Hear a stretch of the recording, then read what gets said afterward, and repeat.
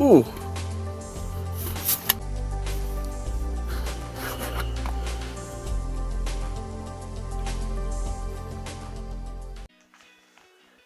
Hello, YouTubers! My name is Willie. Welcome to my channel. Today I have reaction request number 100. 100, you guys. It is part of the Siege of Vrax series by Arch Warhammer called The Imperium Strikes Back.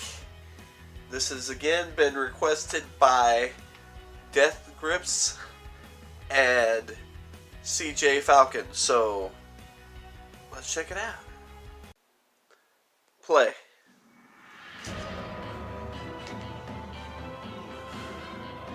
Another Archie video. Greetings and salutations, friends, and welcome to part 2 of the Siege Greetings, of Arch. Vrax. In the first episode, we looked at how the impregnable fortress world of Vrax fell to the great enemy in the first place. And in this case, it turns out that even the mightiest of fortifications have little in the way of defenses against an enemy from within.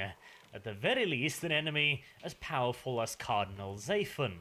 But with the capture of Vrax, on one hand, a massive success and complete triumph for Cardinal Zaphon, but on the other hand, also one that puts him squarely in the spotlight of the Imperium. He was no longer merely suspected by the Inquisition. As far as they were concerned, he had shown his true colors. And all that remained now was to see how the Imperium was going to respond to his actions. Yeah. And as it How are turned they out, gonna respond? said response was going to be quite slow. It took several weeks Oh, before really? the Administratum even noticed that the planet had fallen in the first place. It may sound ridiculous, but in an Imperium consisting of hundreds of thousands, if not millions upon millions of worlds, the fall of one planet, even one of such relative importance as Vrax, hardly creates that much of a ripple in the Imperium's vast pond. And it's also very important to point out that it was far from guaranteed that the Imperium would even try to take the world back. In the grand scheme of things, Vrax and its population of some 8 million souls was barely a blip on the radar. The important part was the weapons stored on the planet. The potential consequences of Imperial Guard regiments throughout the Skara sector being rendered combat ineffective due to a lack of supplies were considerably harder to overlook than the loss of the planet itself and its population. It was, of course, also the case that this was not necessarily an anti-imperial uprising. It is rare, but on occasion, a local revolt might overthrow their overlords. Let's, for example, say that a planet is suffering beneath a particularly brutal and oppressive local regime. The population might rise up and overthrow the local ruling class. And as long as this insurrection has no negative impact upon the planet's commitments to the wider Imperium, it may simply be ignored. As long as the Imperium receives its tithes and the planet remains true to its obligations to the Imperium, then it might very well simply be better to live and let live. No harm, no foul. And at first glance, it would appear as if Vrax certainly fulfilled some of those conditions. The revolt had been a spontaneous happenstance. It had been caused more by the Inquisition than, honestly, the Cardinal. And that, of course, was another thing. The revolt was not led by some backwater warlord or insurrectionist, but rather by an anointed member of the imperial cult, a cardinal. I know, right? And it wasn't even started on his command. One would think that these would be extenuating circumstances. However, there was one very big problem that put all of this well beyond the realm of simply live and let live. Namely the fact that the Cardinal had been spewing some rather aggressive rhetoric. He had, for several years now, been announcing that he was to lead a great crusade to sweep sin away from the Skara sector, an imperial sector. Now, if he'd been announcing a crusade Huh. on a neighboring sector, one filled with chaos deviants or filthy xenos, that might have been something else. But the situation as it stood right But he was now talking was that about... a firebrand cardinal who had essentially been preaching a holy war on his own sector was now not Jeez. only in possession of an army of zealous followers, but also a nearly infinite supply of weapons, armor, vehicles, tanks, aircrafts, artillery, and anything else he might wish to equip them with. There was Nice. also the matter of the assassination attempt. If news of that got out, and the Cardinal was not punished, then not only would that send a message that he was outside of the Inquisition's justice, it might also be used as a tool by the Cardinal to increase his fame and spread his word to even more zealous followers. He could Oh, quite literally man. flaunt the fact that he had escaped the Inquisition's justice. He was beyond their justice, in fact, because he was only beholden to the Emperor's justice, not some false inquisitorial organization that functioned only at the behest of the clerks and shopkeepers of the vile Adeptus Administratum. This would unavoidably increase the Cardinal's influence quite considerably, to the point that even if he were to be Nobody would want removed that. at a later date, the damage would almost certainly have been done, as the Cardinal's followers would have increased in numbers drastically and spread to dozens of other worlds within the Scarus sector. Once they received word of his death, they would almost certainly come to the conclusion that he had been assassinated, and thusly the revolt that had taken place on Vrax and ended with the overthrow of the world would then take place on dozens of other worlds. This insurrection could simply not be ignored. Vrax would have to be retaken, and it would have to happen on the ground.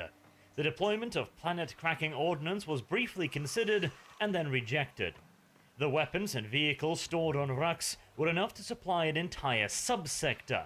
The planet was one thing, but the weapons, those were far too valuable to simply destroy.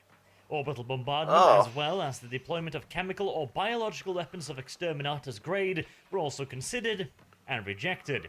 The full extent of the Vraxian capital was protected by multiple overlapping void shields, along with orbital defense silos, both torpedo and laser batteries. The defenses could be cracked, but it would require the deployment of far too great of a force, and cost far too many ships to be considered a practical solution.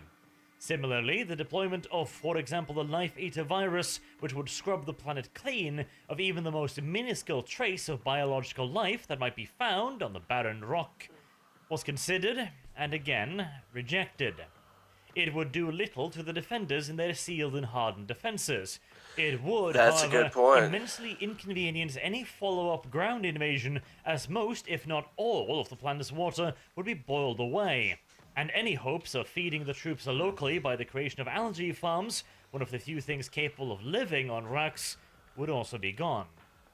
The simple truth of the matter was that Vrax had been designed to resist just the kind of invasion the Imperium was now contemplating. But that was now the problem of the Lord Commander Obscurus. The Administratum had made their decision and signed the necessary documents. Pawned it off on their him. hands, and it was now up to the commanders on the ground to find the necessary men to pay the price that Vrax would so surely demand. This sparked yet another round of discussion by the military command of the Obscurus sector as to how precisely this was to be done, as they undoubtedly wondered to themselves for about the 100th time if those murderously incompetent desk humpers back on Terra had even the faintest hint of a clue as to what it was they were asking of them.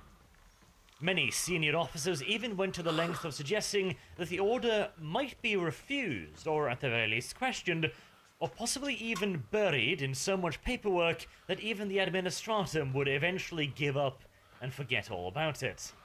They postulated that the cost in men and materials required to recapture the stores on Vrax would at best break even, and in all due likelihood prove to be a net loss. In their view, the Administratum had already evicted the contents of their reprehensibly odious assholes all over the carpet, and it was all a bit too late to try and shove the repugnant mess back up the rear entry fundament of whichever worthless Administratum drone was responsible. The only thing that would result in, they stated, was a lot of wasted time and a lot of broken broom handles. Naturally, the Lord Commander took these opinions under consideration for a whole 7 seconds before informing his subordinates that they were welcome to go bitch and whine to their favourite officer's mattress on their own damn time, but as long as their clearly over-decorated torsos were hanging about in his command centre, they would recognise the fact that they were commanding officers of the Imperial Guard, and served the God Emperor of Mankind, who in this particular occasion had handed them a most holy mission that just so happened to take the form of a data wafer with the High Lords of the Administratum's signature on it. Finally, if anyone Nice. still held misgivings about the sanctity, and indeed the necessity of the mission, the Lord Commander would be more than pleased to round up the usual 6 guardsmen and help the doubting officer in question bring his misgivings directly to the God Emperor. Did I mention, by the way, the Lord Commander was Cadian? That Cadians are quite fond of interpreting orders rather literally? No? Well, now you know. To be clear, though, even the Lord Commander didn't have much hope in this endeavour ending in anything but vast quantities of mangled corpses, but he had been given an order, and in the Imperial Guard, you do not question orders. At the very least, not if you know what is best for your long-term health prospects. So with that settled, the question remained how to go about planning an attack on a world designed from its very inception to be impervious to attack. Since the more extreme options had already been considered and rejected by those higher up the food chain, the Lord Commander was left to ponder the more conventional options. Luckily, Vrax being an Imperial world and all, or, well, used to at least, the Imperium had access to pretty much any and all information they wanted on its defences. Considerably less fortuitous was the sheer size of the folder created once all of these defences were listed and compiled. The first and most obvious option to get around said defences was simply to not engage them at all. A lightning strike from orbit directly onto the central spaceport would avoid the majority of the ground defences, and at the end of the day, those defences were Vrax's primary strength. The PDF, even if it was substantially strengthened by zealots and by breaking open the armories, would only number a couple of million at most, and the majority of those troops would be fairly poorly trained and led. It stood to reason then that if a hammer blow could be delivered swiftly by the deployment of Adeptus Astartes forces straight to the enemy's central nervous system and command structure, their resistance could be shattered. Soccer punch to the back of the skull. Imperial Guard elements would then follow in the Space Marine's wake of destruction and strike directly towards the main citadel, thusly cutting off the head of the proverbial serpent. This would leave the remainder of the planet's PDF defences entrenched relatively safely within their defences, but without leadership or access to the various resources and supplies of the main citadel, they could simply be ignored until they eventually, and inevitably, wilted on the vine. It wasn't all perfect, however. The plan had some pretty severe risks attached to it. If the force was unable to quickly break through the starport guards, or they were unable to bring in sufficient reinforcements, the invasion force could easily find itself surrounded and eventually destroyed. But in all due reality, if led by the Astartes and supported by Tempestus stormtroopers, such an assault had a relatively slim chance of failure. There was, however, one considerably larger problem, namely that this was by far the most obvious approach. And so Vrax had been built with it in mind from the very beginning. As many as 100 orbital defense lasers ringed the citadel and starport. These guns were organized into massive batteries and buried deep underground in reinforced bunkers. Even the mighty battle fleet Solar would very hard to get a tough nut to crack from orbit. And without first neutralizing the defense batteries, any invasion force was sure to be met with murderous casualties. And that would be before they even reached the low-level anti-air artillery, much less the ground itself. The casualty rates of such a drop were estimated to be somewhere in the vicinity of 96%.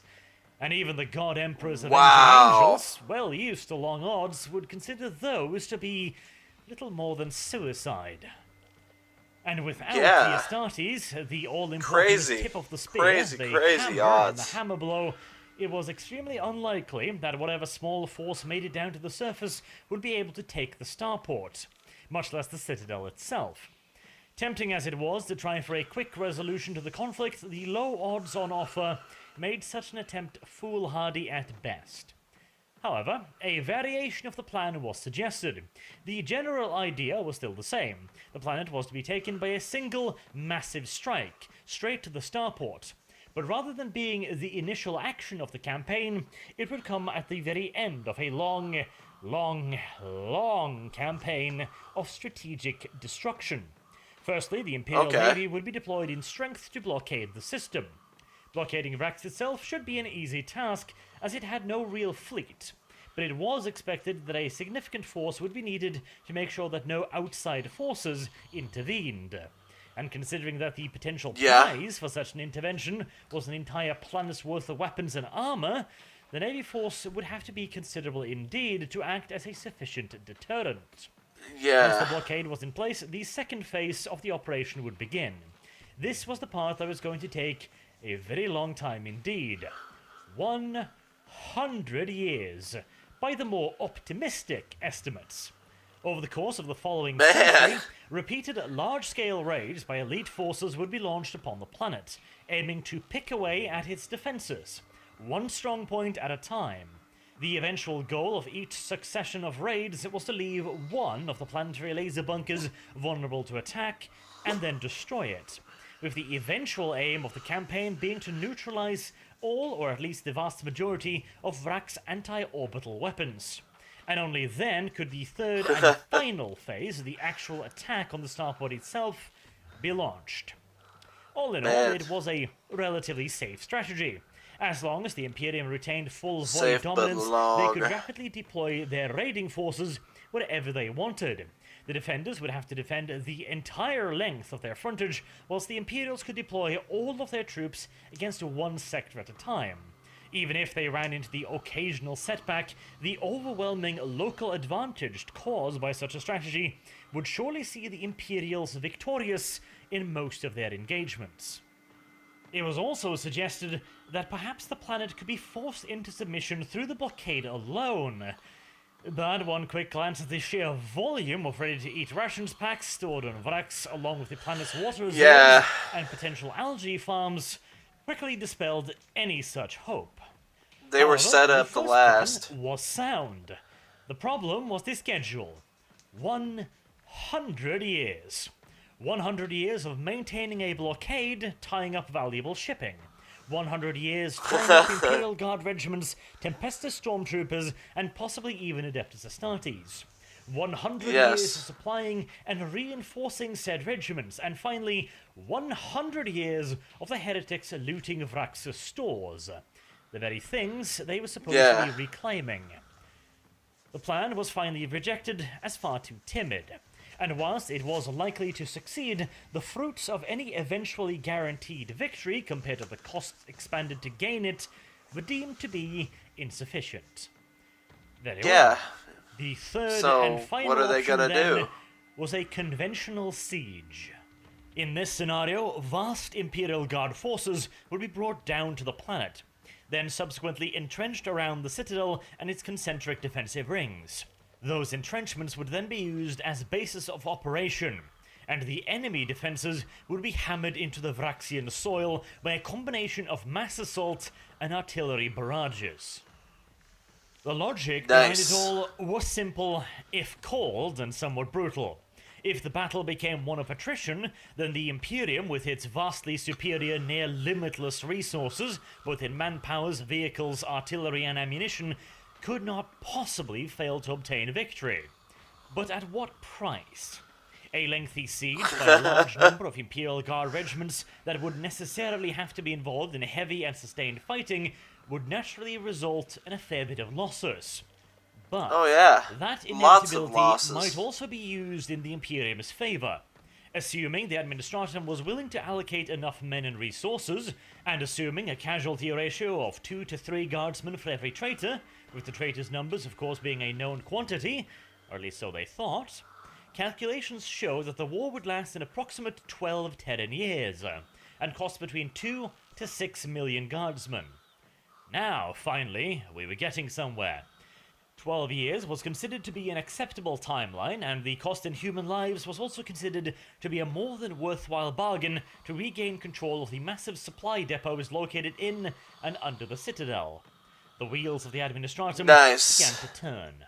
Millions upon millions of men would need to be found, armed, clothed, fed, trained, and transported. Millions of land rifles would need producing, millions more of power packs, vox speeds, helmets, bayonets, and all the miscellaneous trappings of an Imperial soldier. Not to mention the weapons required to break the fortifications. Thousands of guns and millions of shells were merely the first entries on a mile-long list of necessities. But first things first. Yep. The undertaking required a name and a leader. The former was to be the 88th Imperial Guard Siege Army, and the latter role fell to Lord Commander Jolke. A somewhat confusing choice, but then, on the other hand, an eminently predictable one as well. The Lord Commander did not have much in the way of military experience, at least not beyond the plush and comfortable surroundings of his Upspire estate at the hands of his private tutors from the Imperial Academy. What he did have, though, was a prestigious name and a proud military heritage. His great-grandfather had even served as an attaché to the Lord Solar on Terra. He needed a first posting, and for the sake of his further career, it needed to be a victory. And statistically speaking, Vrax was as good as a done deal. The Administratum committed to providing the necessary men. I don't think it's going to be that easy, though. All that needed doing was to keep the attrition in accordance with the 12-year time plan. In sharp contrast to the reality for the humble guardsman, the lot of a Lord Commander on Vrax was an easy one. And considering the static nature of the engagement, he barely even had to do any planning. It was a nice, cushy job for a nice, cushy man. But whilst the overall commander was potentially somewhat lacking, the choice of meat for the grinder was not. The choice fell upon the famous Death Corps of Krieg. If you haven't already, I strongly recommend pausing this video and taking a look at the Death Corps of Krieg video, as it goes into depth as to the history and the organization of both the Death Corps and another video on the Vraxian Defenders. Now, whatever the Lord Commander's shortcomings might be, he was at least an adequate administrator. He organized a large staff around himself and set about the task of setting his armies into order, and eventually preparing them for transportation. The Administratum did most of the heavy logistical lifting, but how, when, and who to move and to where was up to the Lord Commander's headquarters, which incidentally was placed upon the planet Thracian Primaris, a comfortable distance away from Vrax itself, but at least in the same system. After all, there was no real reason for the Lord Commander to inconvenience himself. The war was already as good as won. All he had to do was to make sure that the casualties were kept up, preferably on both sides, and that fresh blood continued to flow into the besieging army. And speaking of said army, Krieg, as always, stood ready to deliver whatever the God Emperor might wish for, and the men and material to transform the 88th Siege Army from a paper formation into a fully fledged conquering force was swiftly provided. Transportation and logistical supply would be handled by the Imperial Navy, and with the establishment of a general headquarters on Thracian Primaris, the pieces all began falling into place. And so, with the final delivery of the Lord Commander's favourite feathered couch and a fully stocked bar cabinet, the reconquest of Vrax could begin. And I am sure that the Lord Commander's men took great comfort in knowing that his lordship's generously upholstered backside would be eminently comfortable, and not suffer too much in the way of deprivations as the harsh realities of war began to sink in. As for the men who had the simple task of dying in acceptable proportions to the enemy, they were even now on their way down to the planet's surface. Massive Imperial Guard landing ships would deploy entire regiments at a time, as they swiftly set about fortifying several landing zones around the Vraxian capital. The fear was that the Cardinal would launch a large-scale riposte as the Krieg forces were landing and at their most vulnerable, seeking to destroy the invasion force piecemeal as they were ferried down. Death Rider companies were amongst the first to arrive and swiftly galloped out into the surrounding landscape to warn of just such an attempt. But as the hours and then days began to pass, it seemed as if the defenders were fully content to stay within their fortified bunkers and let the Imperials deploy in peace. But why would he do so? On one hand, the landings were a golden opportunity for the rebels to potentially inflict serious losses on the would-be besiegers, as they would have been caught in the open with minimal in the way of defenses and little room to maneuver, Well, as being they were unable to bring to also bear their full trained to numerical be a might. second defense. But in reality, despite the damage that such a thrust could have caused, the Cardinal had no way of knowing the composition of the Imperium's response force. For all he That's knew, a good the point. moment his forces set themselves in motion and cleared their own defenses, drop pods filled with Astartes warriors could start hammering into his marching lines. In such an eventuality, the war on Vrax would have been short-lived indeed. No, it is much safer to simply hunker down in prepared positions and wait for the enemy to fully show their hand. Though it would certainly take quite a while to see the full extent of the Imperium's commitment. The Lord Commander was understandably a bit paranoid that such a prize as Vrax might already have attracted unwanted attention, and the transport crafts were heavily escorted by the Imperial Navy. Once on the surface, the Death Corps began their preparations aided by a Munitorium labor corps of some 500,000 penal workers, whose primary job was to construct a vast network of railway lines that would run the length of the rear supply lines and the improvised starports. The Mechanicus arrived shortly thereafter with several armored mass locomotion trains, gargantuan engines capable of transporting entire regiments along with all their heavy equipments to the front line. Once the men of Krieg were in place, the engines would be used to haul the vast quantities of ammunition, food, so they're just water, sitting back parts, and building letting materials, the fuel, Imperium etc., build etc., all etc., of this and all of on the their other myriad planet. things the 88th Siege Army would need to function through the long years of the siege. It took a full year to get everything in place and ready to begin offensive operations. During this year, virtually no hostile actions were taken by either sides. The most aggressive that they got was the occasional ranging shot and perhaps a quick harassing barrage here and there. In the case of the Imperials, this was due to the simple fact that there was little point in going off half-cocked. The timetable had been set in stone before the first man even set foot on Vrax, and it allowed for a generous period of preparations. As for the Cardinal's forces, having lost the chance of a quick attack on the landing zones, any offensive moves at this point would simply serve to expose the defenders to the Krieg trench lines.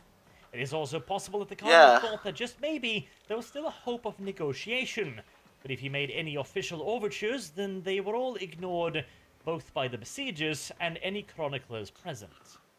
The Imperium had made its reply. It would be war, and Vrax was to be retaken. On the other hand, the Cardinal had also made his determination clear. At the very least, he intended to bleed the Imperium for a period of time until perhaps negotiations could be resumed. One should, however, also take into consideration that it is entirely possible that the Cardinal had fallen for his own propaganda, and was entirely convinced that once the Imperial intervention force was destroyed, he would lead a grand crusade out from Vrax to cleanse the sector of the heretics, the ne'er-do-wells, and any others that would stand in his way. Very little is really known about the Cardinal's mindset at the time, since, well, Imperial chroniclers do not tend to dedicate all that much time to understanding their enemy. Next episode, we're going to have a look at the makeup of the 88th Siege Army, and how they're going to initiate battle on Vrax. Then, immediately after that, we're going to move on to the first proper combat operations against the Renegade Cardinal.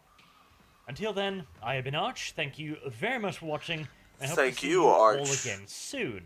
And if you liked the video, please do consider leaving a like and sharing it around with your friends. Have a good day. Alright, so that was Arch Warhammer's Siege of Vrax episode called The Imperium Strikes Back. again, this is my 100th request. So this is officially, I have done 100 requests. If you're not checking out Arch Warhammer stuff, I highly suggest it. There is a link in the description down below. So, go, what are you waiting for? Go check that out. Again, this has been requested by Death Grips and CJ Falcon. So, thank you for requesting that wonderfully informational video. Yeah, that's pretty much what I got left to say. So, Willie, out. If you like the video, stay tuned for more content. And as always, feel free to comment. Have a good one.